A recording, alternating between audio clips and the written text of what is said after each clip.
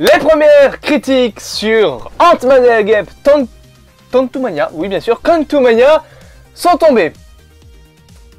Je ne prends pas du tout mes notes en main, c'est pas vrai. Il faut que je fasse ça avant de commencer à tourner des vidéos. Salut à tous amoureux du cinéma, nouvelle vidéo. Aujourd'hui on va parler un petit peu de ce qui vient de tomber récemment, les premières critiques, les premiers avis sur le film Ant-Man et la Guêpe Quantumania, nouveau film Marvel qui lancera donc le MCU en 2023. On va retrouver cet univers de folie, on l'attend tous bien évidemment, on attend tous également de retrouver d'ici, hop là, le câble qui passe, tu n'as rien vu. Tu n'as rien vu du tout, et on a en plus des informations concernant les scènes post-crédit, voilà, alors c'est pas des grosses informations à la qu'est-ce que ça va être dedans, non, c'est des petites informations. J'ai l'impression que la caméra est pas du tout droite ou pas du tout vers moi, comme ça c'est mieux.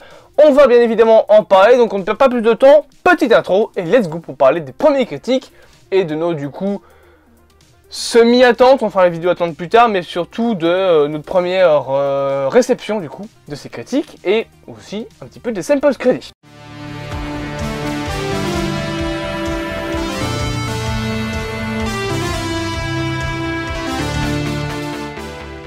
Du coup, comme je l'ai dit, les fameuses scènes, les fameuses critiques de ce premier film Marvel de 2023 sont tombées. J'ai vraiment l'impression que la caméra n'est pas droite, ça me stresse. Hop, comme ça c'est vachement mieux. Oui, comme ça c'est vachement mieux. On a donc eu les premiers avis, à l'instar donc du long métrage qui a fait sa première récemment. Donc on a eu pas mal de petites informations, on a eu pas mal de petites critiques qui ont été données. On va les lire, on va voir ce qu'on peut en ressortir, ce qu'on peut attendre du film grâce à ça tout simplement. C'est clair, c'est net, c'est précis. Vous avez les petites affiches qui défilent là parce que j'ai la flemme de mettre des images en gros plan, comme ça vous verrez ma réaction en temps et en heure aux fameuses petites informations, aux fameux petits avis. On commence par du coup la première qui dirait que Ant-Man serait le meilleur film Star Wars depuis 2018. Oui, bien sûr, que c'est une énorme aventure de science-fiction avec une construction du monde magnifique qui diffère des standards de Marvel. Il y a de l'humour, des bons sentiments et Kang plutôt règne en maître et Michelle Pfeiffer crève l'écran. Il me semble que Michelle Pfeiffer c'est celle qui joue c'est pas le Janet, c'est pas Hope. Si c'est Janet Van Dyne, donc la femme du premier. Non, c'est Janet Pym. Oh, je sais plus. Bah, la femme de Hank Pym, quoi. La femme du premier Ant-Man.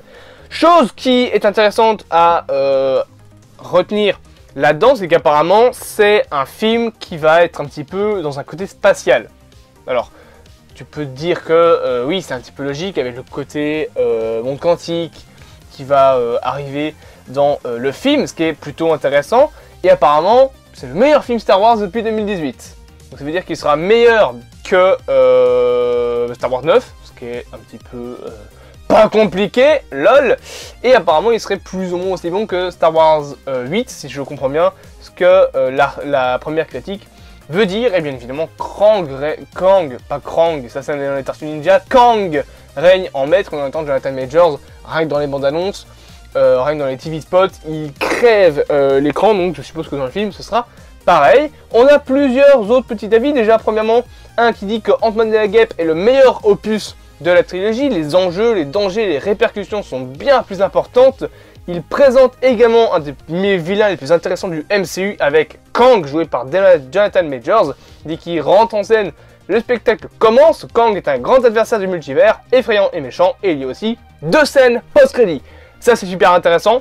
On sait donc le nombre de scènes post-crédit qu'il y aura dans le film. C'est un truc que j'aime savoir personnellement, pour ne pas rester 2h30 devant un film alors qu'il est fini. C'est quand même vachement con. Voilà, j'aime bien gratter les 6 minutes de générique si c'est possible. Là apparemment à mon avis il faudra probablement rester jusqu'à la toute fin. Probablement qu'on aura une scène post-crédit qui sera en mid-crédit et une scène qui sera à la fin des crédits. Chose qui est intéressante à voir là-dedans, c'est que du coup ce sera le meilleur Ant-Man de la trilogie. Bon, en même temps, meilleur que les 2 autres, c'est pas vraiment un très grand succès. Hein. C'est un petit peu comme avec la trilogie Spider-Man. Vous avez Homecoming, Far From Home. Bon, c'est de mieux en mieux, j'ai envie de dire. Hein. Homecoming, il y avait vraiment trop de défauts. Moi d'ailleurs, j'en ai pratiquement aucun souvenir de ce film. Far From Home, il y avait tout de suite un petit peu plus de choses qui étaient intéressantes, notamment la fin avec Mysterio, le combat de Londres. Il y a tout de suite un peu plus de scènes iconiques. Et No Way Home, banger absolu, meilleur film de la trilogie. Là, apparemment, ça va être la même chose avec Ant-Man 1. Ant-Man 1, film oubliable du MCU, un petit peu à la Thor 1. Voilà, Ant-Man 1, j'en ai pas vraiment beaucoup de souvenirs, si ce n'est la mort de Yellow Jacket, qui du coup sera MODOK dans le film. D'ailleurs, dans les critiques, ils en parlent pas de MODOK. Bah, à mon avis, il doit y avoir des trucs pour éviter que ça spoil trop. Et ensuite, on a eu Ant-Man 2 qui était quand même un petit peu mieux et de meilleurs enjeux. Et là, Ant-Man 3 apparemment sera encore mieux avec du côté du coup le multivers, bien évidemment, avec Kang qui sera intéressant. Et surtout, il y aura 2 scènes post-crédit. Alors, lesquelles? Qu'est-ce qu'elles vont raconter? On ne sait pas. À mon avis, il y en aura une qui sera plutôt centrée peut-être sur le personnage de Kang, justement.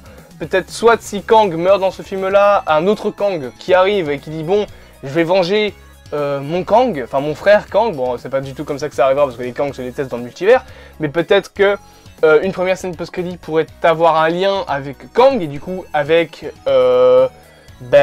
Avengers Kang Dynasty. Et avec Avengers Secret Wars, les 2 films Avengers de la fin de la saga du multivers. D'ailleurs, je détruis la rumeur, non, Avengers Secret Wars ne sera pas divisé en 2 parties, puisque la partie 1 d'Avengers Secret Wars, c'est Kang Dynasty. Avengers Secret Wars, c'est la partie 2 techniquement. C'est un petit peu comme Avengers Infinity War, qui avait été annoncé Avengers Infinity War partie 1 et partie 2, mais en réalité c'est Infinity War et Endgame. C'est plus ou moins la même chose, c'est juste que là c'est Kang Dynasty et Secret Wars. Mais concernant la seconde scène post-crédit, moi j'ai une petite idée dans ma tête de ce que ça pourrait raconter. Je pense que ça va avoir un lien avec donc la fille de Scott Lang, donc Cassie Lang, et peut-être qu'elle pourrait recevoir un petit coup de fil de la part de, je sais pas, Kate Bishop par exemple, pour monter la fameuse équipe des New Avengers dont on a énormément parlé, avec les enfants de Wanda, avec Miss Marvel, non pas du tout, si Miss Marvel, j'allais dire Captain Marvel, mais non, Miss Marvel. C'est juste que dans les comics, il me semble que Miss Marvel devient Captain Marvel dans une des timelines, je sais plus, mais voilà, avec peut-être Miss Marvel, avec les enfants de Wanda, avec Kate Bishop, et du coup avec Cassie Lang, qui serait la Ant-Man de ce groupe, parce qu'à mon avis, la fin de Ant-Man Quantumania, je vais y arriver, ce serait peut-être que Ant-Man et toute sa petite famille arrivent à revenir sur le monde actuel, donc le monde qu'on connaît, notre monde à nous, et que Kang, lui, va soit être détruit, soit va être expulsé du monde quantique, mais vers peut-être un autre univers, une autre timeline, dans un endroit où il ne peut pas faire de mal aux gens. Je vois pas vraiment Kang gagner dans ce film. Je le vois pas gagner, parce que s'il gagne, ça veut dire qu'il sort du monde quantique et qu'il peut directement péter les gueules des autres Avengers qui sont présents sur Terre. Je pense que Ant-Man and the Wasp Quantumania va avoir une fin entre guillemets good ending, dans le sens où Ant-Man va réussir à battre Kang, ou du moins à l'arrêter, parce que Kang lui dit dans les bandes annonces, je n'ai pas besoin de gagner, j'ai juste besoin qu'on perde tous les deux. Donc peut-être qu'il va juste réussir à se sortir de là et à laisser Kang là où il est. Et je pense que Kang, soit il va être expulsé, soit il va carrément mourir. Et pour moi, justement, première scène post-générique ou seconde scène post-générique, un autre Kang qui se dit, bon, lui il est mort, je vais prendre sa chaise multiverselle, je prends sa place et je voyage dans un autre univers. Voire même, je viens de réfléchir à cette idée-là, pourquoi pas imaginer que la fin d'Ant-Man et la Wasp Quantumania, ça pourrait être Ant-Man et Kang qui sortent tous les deux du monde quantique, donc ils perdent entre guillemets tous les deux, ou en tout cas ils gagnent tous les deux sur le coup. Ant-Man à ce qu'il a, Kang à ce qu'il a, il est sorti, sauf que, bien évidemment, Ant-Man lui aura fait un petit coup de pute et l'aura envoyé dans un monde qui n'est pas le sien, et Ant-Man finit dans l'univers, je sais pas moi, l'univers 410 ou n'importe quel univers, et pour moi la seconde scène post-générique pourrait voir ce Kang là, que je ne peux pas l'imaginer comme le Kang suprême de la dynastie Kang qui serait le grand méchant du MCU, parce que vu comment il se fait péter sa gueule par Ant-Man, alors ok, Ant-Man est quand même mal en point, mais il arrive à péter des bouts d'armure, Kang il est super énervé, je vois pas ce Kang là être le Kang final, donc pour moi, la seconde scène post-générique, c'est soit un autre Kang qui prend la place de ce Kang là, soit carrément ce Kang de Ant-Man et la Wasp Quantumania qui arrive dans un univers qui n'est pas le sien, qui sort du monde quantique, qui se fait chouette, un univers à conquérir, et il se fait tuer par un autre Kang. Voilà. Pour moi, ça pourrait être une bonne scène post-générique, c'est genre le Kang suprême du coup, qui prend la place du Kang d'Ant-Man et la Guêpe Quantumania. Il découvre l'existence des Avengers, ou il découvre qu'il y a des Avengers qui sont encore en vie. Peut-être qu'il a déjà tué pas mal d'Avengers, le Kang suprême, et que le Kang de Quantumania avait aussi lui-même tué plusieurs Avengers. Il tue le Kang de Quantumania, et il découvre que d'autres Avengers sont encore en vie, et il se dit bon, bah je vais aller péter des gueules, et paf, Avengers The Kang Dynasty et Avengers Secret Wars, où tu as le Kang suprême, donc pas celui de Quantumania, pas celui de Loki, le Kang suprême, un qu'on n'a pas encore vu, toujours joué par Jonathan Majors, bien évidemment, qui arrive chez nos petits Avengers de la Terre 616 pour démonter la gueule de tout le monde. Et en attendant, tu aurais Doctor Doom et Beyonder qui sont là genre, bon, qu'est-ce qu'on fait? On attaque pas. Voilà, pour moi c'est plus ou moins ça qu'on pourrait avoir comme ça du post-générique, une plus centrée sur Casey Lang et les New Avengers, ou les Young Avengers sur le coup, et une centrée sur l'héritage du Kang dans Ant-Man et la Guêpe, Quantumania. D'ailleurs, la critique suivante dit: le nouveau film Ant-Man et la Guêpe, Quantumania, constitue un bon début pour la fin 5, je comprends maintenant pourquoi ça s'appelle Quantumania. Jonathan Majors est excellent dans le rôle de Kang, et j'ai hâte de voir cela où ça peut nous mener. Il y a également donc 2 scènes post-génériques et elles sont très bonnes. C'est cette phrase, elles sont très bonnes, qui me fait dire que mes 2 idées, donc une sur les Young Avengers, une sur l'héritage de Kang, peuvent être pas mal. Parce que je pense sérieusement que si c'est ça la scène post-crédit, moi je suis clairement d'accord, hein, vraiment. Une qui peut se centrer sur l'équipe des Young Avengers et une qui tease le reste du MCU. Pour moi, c'est clairement en fait ce qu'il faut finalement. C'est ce qu'il faut parce que s'il y a 2 scènes post-crédit, il n'y en a pas une qui doit être une blague, pitié, faites pas comme dans Captain Marvel, ça doit être 2 scènes post-crédit qui doivent être importantes. Et j'aimerais qu'elles soient pas liées, pas comme dans Morbius où les 2 scènes post-crédit, au final c'est une seule et même scène post-crédit, c'est juste que c'est une scène post-crédit divisée en 2 parties. Moi je veux 2 scènes post-crédit qui racontent toutes les 2 quelque chose de différent, qui teasent quelque chose de différent, pour vraiment lancer Marvel avec la phase 5 dans un truc où Ant-Man et la Guêpe Quantumania, c'est, entre guillemets, la pub pour la phase 5, tu vois, où t'as le film en lui-même qui est très bon, et le reste du film, on va se dire, bon, on va teaser à droite à gauche des petits trucs, avec Kang, avec les Young Avengers, c'est pour ça que les scènes post-génériques pourraient être incroyables. Et il dit également qu'il comprend pourquoi ça s'appelle Quantumania, ça je pense que ce sera avec les nombreux variants d'Ant-Man et de Kang qu'on pourrait peut-être avoir dans le film. On sait qu'on va avoir beaucoup de variants de Ant-Man grâce au monde quantique, et Quantumania, ça peut se traduire en français par la folie du monde quantique.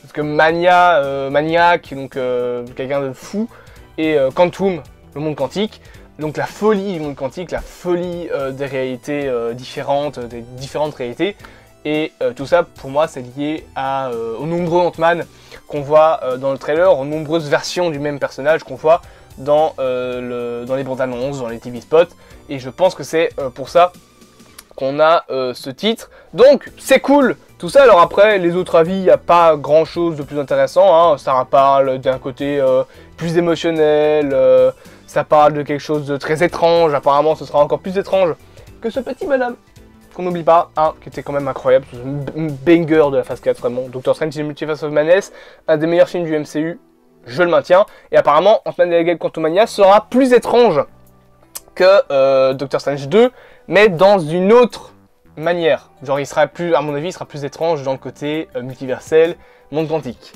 Je sais qu'il y a des gens qui ont été déçus du nombre de caméos très restreint de Doctor Strange in the Multiverse of Madness. Alors, dans Ant-Man 3, donc Ant-Man et la Guêpe Quantumania, il n'y aura pas de caméo, je pense, à part celui de Bill Murray, du coup, mais le côté multiversel, à mon avis, va être plus introduit dans le sens du monde quantique, avec tous les variants d'Ant-Man, tous les variants de Kang, peut-être qu'on peut la ramener, et tout ce côté-là, vraiment, du multivers, qui est aussi super important, hein, il a son importance, et ça, c'est très très cool.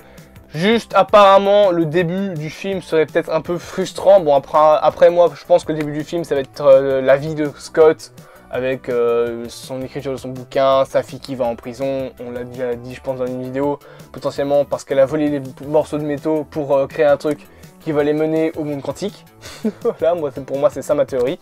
Elle est en prison parce qu'elle a volé du matériel pour créer sa petite machine pour aller dans le monde quantique là.